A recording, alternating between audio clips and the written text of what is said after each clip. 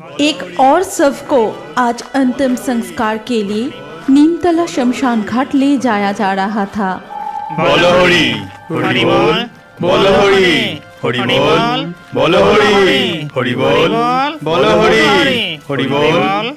अरे भाई जल्दी चलो, शाम होने से पहले ही हमें यहाँ से निकलना पड़ेगा।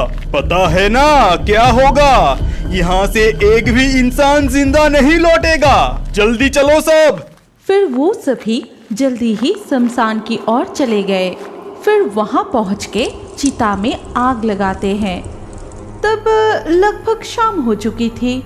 तब चिता की आग बहुत तेज जल रही थी। शमशान घाट में चारों ओर अंधेरा छा गया और कभी कभी शमशान घाट के आसपास से लोमड़ियों के झुंड की आवाज सुनाई दे रही थी। अगर जीना चाहते हो तो यहाँ से भाग जाओ। थोड़ी देर बाद अचानक शमशान में और एक तांडव शुरू हो गया। अचानक तेज हवा चलने लगी, पेड़ की शाखाएं टूट के गिरने लगी। वो देखो, भूतों का तांडव शुरू हो गया है। भागो, सभी भागो, नहीं तो आज हम सभी मारे जाएंगे। तभी एक और भी भयानक घटना घटी। जलती हुई चिता से शव उठकर सीधा बैठ गया और उनके तरफ देख के जोर जोर से हंसने लगा।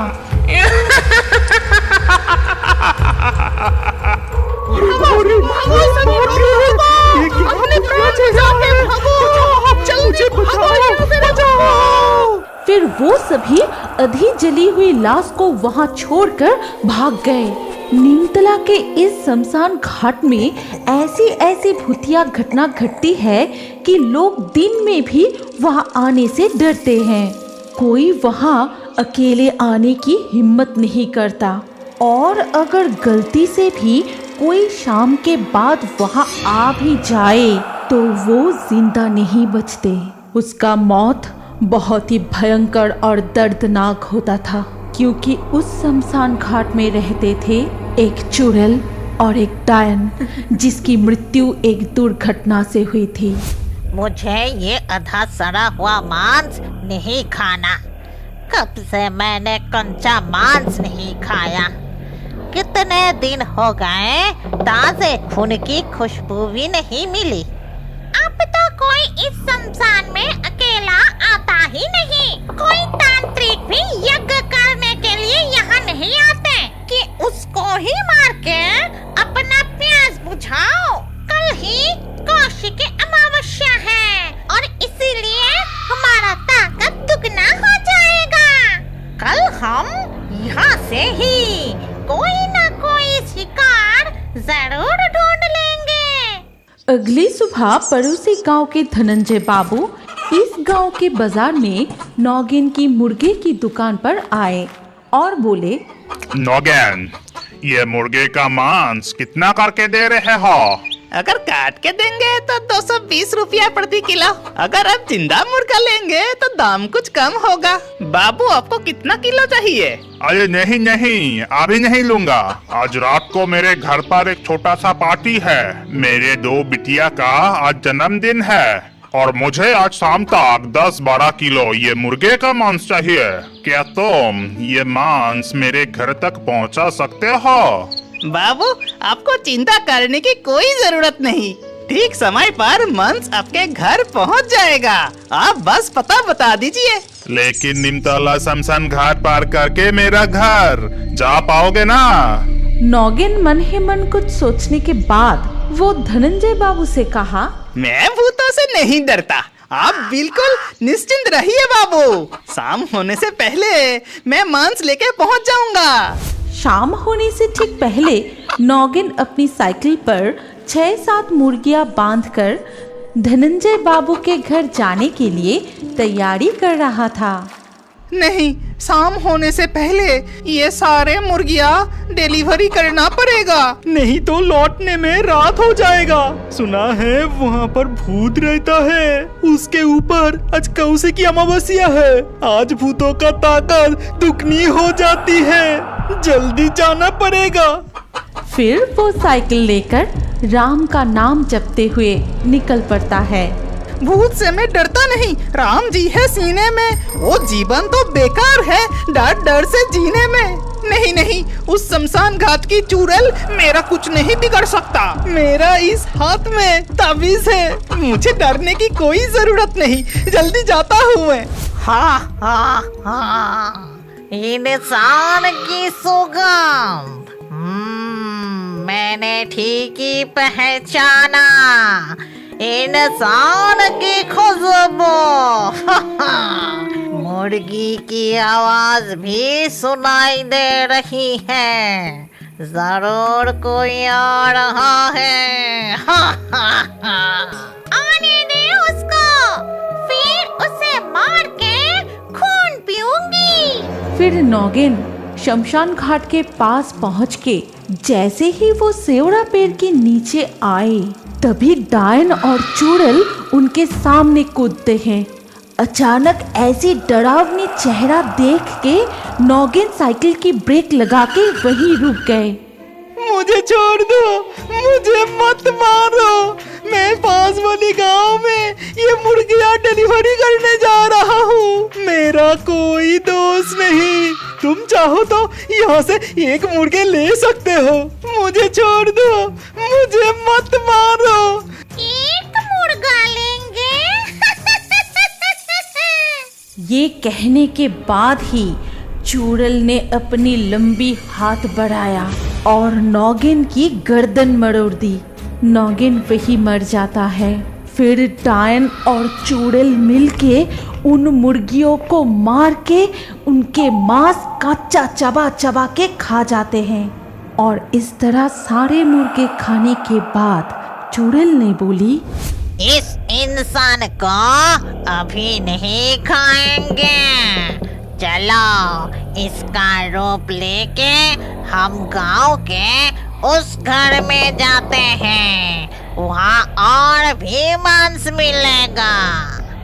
लेकिन हमने तो सारे मुर्गी खा ली, अब हम क्या लेकर जाएंगे? ये देखो मेरा कमाल। ये कह के चुड़ैल ने नौगिन को एक बड़ा सा मुर्गा बना देता है।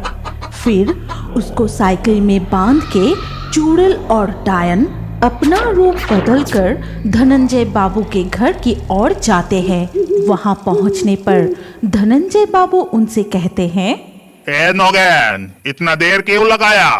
और ये क्या, सिर्फ एक मुर्गे लाए हो? इतने में सबका कैसे होगा? आप चिंता मत कीजिए, इस मुर्गी से ही सबका खाना हो जाएगा। मैं अभी इस मुर्गी को काट देता हूँ और मेरा ये सहायक मांस पका देगा। देखना, खाने के बाद सभी बहुत तारीफ करेगा। नौगैन, तुम्हारा चेहरा कुछ अलग सा लग रहा है। छोड़ो, अपना काम जल्दी करो। फिर डायन और चुड़ैल रसोई में जाते हैं और वहाँ उन्हें तरह तरह की स्वादिष्ट खाना दिखाई देता है। खाना देख के चुड़ैल ने बोली, बहुत सारे खाना। कितने दिन हो गए हम स्वादिष्ट खाना नहीं खाए। तूने ठीक ही कहा। पहले इस मरे हुए आदमी का मांस उन सब को खिलाऊंगा, फिर उन सब का मांस हम खाएंगे। फिर उन्होंने उस मुर्गे की मांस पका के सभी लोगों को खिलाया और उस मांस को खाने के बाद सभी बहुत बीमार पड़ गए। कोई उल्टियाँ करने लगे तो कोई बेहोश हो जाता है, तो किसी के पेट में बहुत दर्द होने लगा। दरअसल उन्होंने मुर्गे का मांस समझकर मरे हुए इंसान का मांस खा लिया था। ये देखकर धनंजय बाबू गुस्से में रसोई की ओर जाते हैं और वहां पहुंच के उन्होंने जो देखा उससे उसकी पूरा शरीर ठंड पड़ गई। ये क्या, रसोई में नौगिन और उसका सहायक नहीं है एक चुड़ैल और एक डायन। जो गरम कढ़ाई से मांस उठा के खा रहा है और एक तो कच्चा मांस से खा रहा था। ये देख धनंजय बाबू बहुत डर के वहाँ से भाग जाते हैं और बाहर आके सभी को पूरी घटना बताई। और ये सब सुनने के बाद गांव के एक व्यक्ति ने कहा, अब इस डायन और चुड़ैल को भगाने की एक ही उपाय है। उस बरगद की पेड़ के नीचे जो योगिनी माँ रहती है उनको बुलाना चाहिए। वही है जो हमें इस चुड़ैलों से बचा सकती है। इसके बाद सब मिलके योगिनी माँ के पास गए और वहाँ जाके सारी बात बताए। फिर सब कुछ सुनने के बाद योगिनी माँ ने मन ही मन सोचा, इस प्रकार आज मेरी साधना पूर्ण होगी।